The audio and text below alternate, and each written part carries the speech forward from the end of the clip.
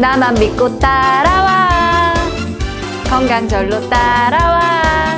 따라하기만 하면 건강이 절로 따라오는 따라와. 오늘은 몸의 기둥, 척추에 관한 질병들을 완전 정복해 보도록 하겠습니다. 먼저 오늘 함께 해주실 전문의 선생님부터 만나볼 텐데요. 선생님, 간단하게 자기소개 한마디 부탁드립니다. 예, 저는 정형외과 전문이고요. 광주보훈병원에 온 지 이제 한 달 됐거든요. 오기 전에는 원광대학병원이라고 거기서 한 37년 근무하면서 척추 환자만 주로 진료하고 봤던 사람입니다. 네, 정형외과 전문의 심대무 선생님과 함께 오늘 다룰 주제가 척추병인데요. 어르신들이 아이고 허리야, 아이고 다리야 이렇게 말씀을 정말 많이 하시잖아요. 그만큼 이 척추 관련 질환 많이들 앓으실 텐데요. 어떻습니까, 선생님? 저도 허리 수술을 3번 받았거든요. 제가 직접 수술을 받아봤기 때문에 환자들의 고통 충분히 이해하고요. 또 수술하기 전에도 제가 척추에 관련된 시술을 꽤 많이 받아봤어요. 유명한 거, 신경성형술, 그다음에 신경근 차단술 이런 것도 다 직접 받아봤기 때문에 그거에 대한 효과도 제가 직접.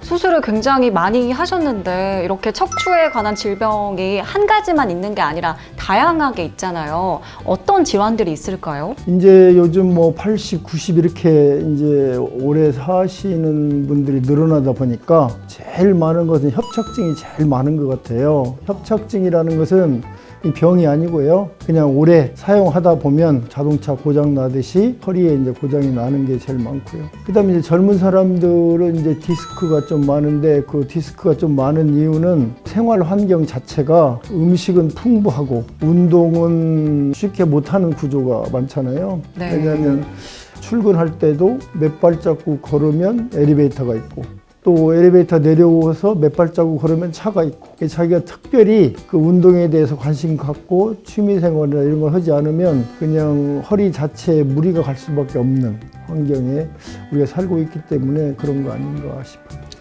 저도 이 척추 관련 질환 중에서 가장 많이 들어본 게 바로 이 척추 협착증과 허리 디스크인 것 같은데요.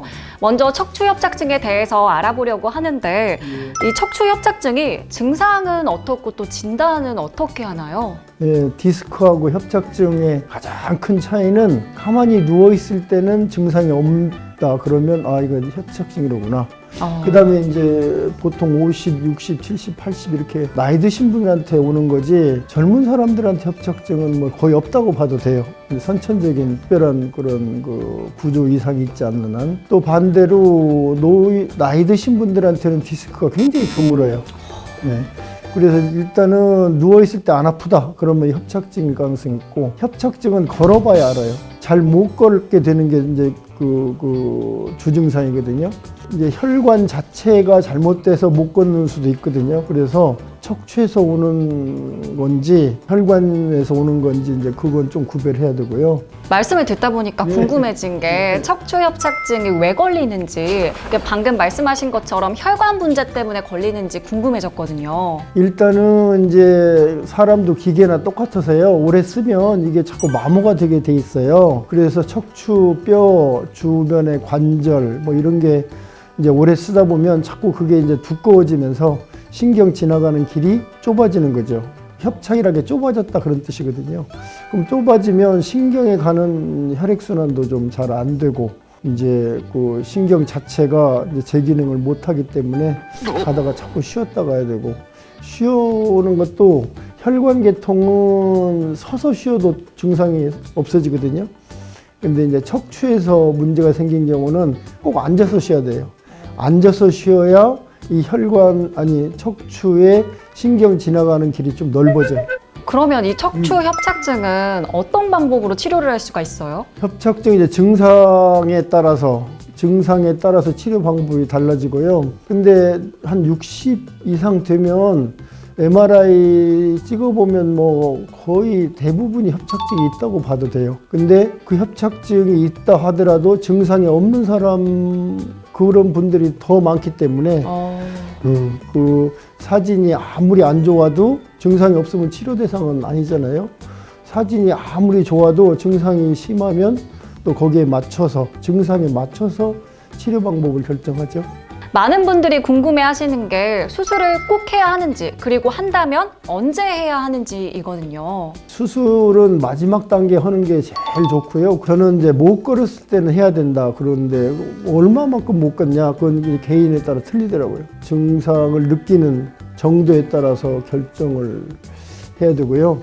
수술도 종류가 너무 많기 때문에 우리는 이제 수술하기 전에 환자한테 이제 선택권을 줬어요. 수술 방법 1번, 2번, 3번. 그 비용도 문제가 되고요. 또 나이도 문제가 됐고 생활 패턴에 따라서 환자가 선택을 해서 자기가 원하는 방법으로 우리가 그동안 수술을 했었어요. 네, 이번에는 허리 디스크에 대해서 알아보려고 하는데요. 어떤 증상들이 있는지 궁금하거든요. 허리 통증만 있는 건 아니죠? 네, 제가 이제 허리 디스크도 알아봐서 아는데 누워 있어도 아프고 앉아 있어도 아프고 그냥 그 통증 자체가 그냥 참을 수 없을 정도. 이게 꼭 약이나 주사를 해야 되는 상황이었던 것 같아요. 여러 가지 수술을 다 해보셔서 그 고통을 잘 아실 것 같은데요. 이 허리 디스크를 정확하게 진단하기 위해서는 어떤 방법이 있나요? 처음에는 그냥 증상에 맞춰서 약이나 주사로 치료해보고 그 증상이 자꾸 좋아지면은 이제 경과 보는 거고요. 이제 계속 재발하거나 약이나 주사가 안 들을 때는 이제 MRI 촬영을 해서 그 증상하고 사진하고 비교해서 확진을 하는 거죠. 방금 말씀해주신 이 약과 또 주사 외에도 허리 디스크를 치료할 수 있는 어떤 방법들이 있을까요? 굉장히 많죠. 근데 그게 굉장히 유행을 타는 것 같아요. 한 30년 전에는 카이모파파인이라는 그 과일에서 추출한 그 단백질을 녹이는 그런 물질을 주사제로 만들어서 한동안 유행을 했어요. 그 다음에 이제 뭐 그걸 잘게 부셔서 이렇게 흡입하는 조그마한 기구를 넣어서 하는 방법이 한동안 하다가 그 다음에는 또 거기를 열을 가해서 이렇게 오징어 굽듯이 좀 쪼그라뜨리는 방법을 한동안 또 유행을 했어요. 이렇게 말씀해주신 다양한 방법 중에서 또 수술도 하나의 방법인데 수술을 꼭 해야 하는지도 궁금하고요. 또 한다면 언제 해야 하는지도 궁금하거든요. 굉장히 중요한 질문이죠. 일단은요. 저는 마비가 온 환자는 바로 수술하자고 그래요.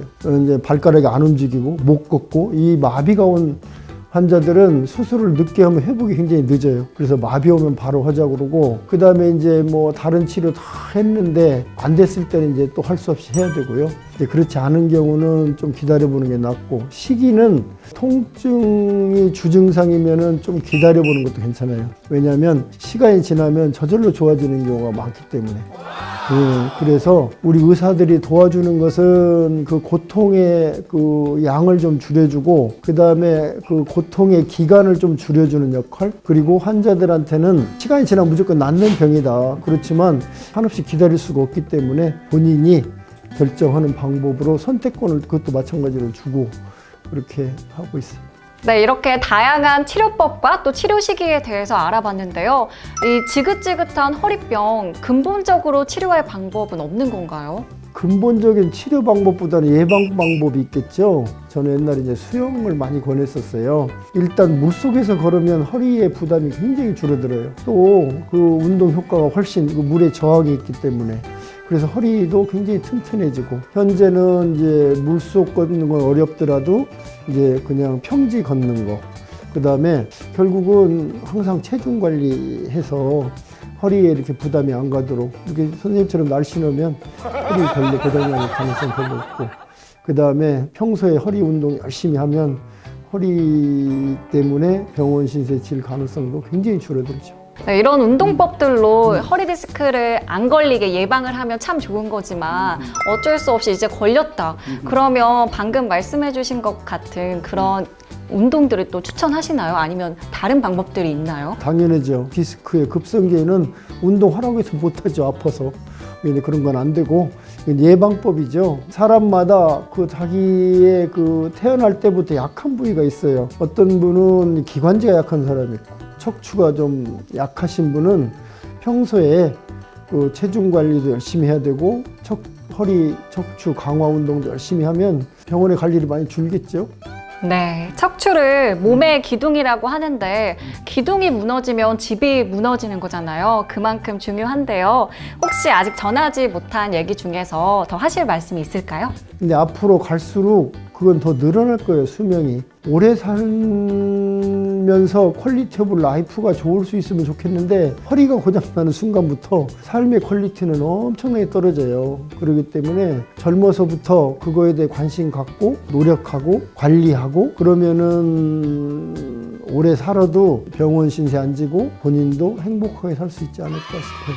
네, 따라하다 보면 건강이 절로 따라오는 따라와. 우리 같이 척추병 완전 정복하고 건강하세요. 건강하세요.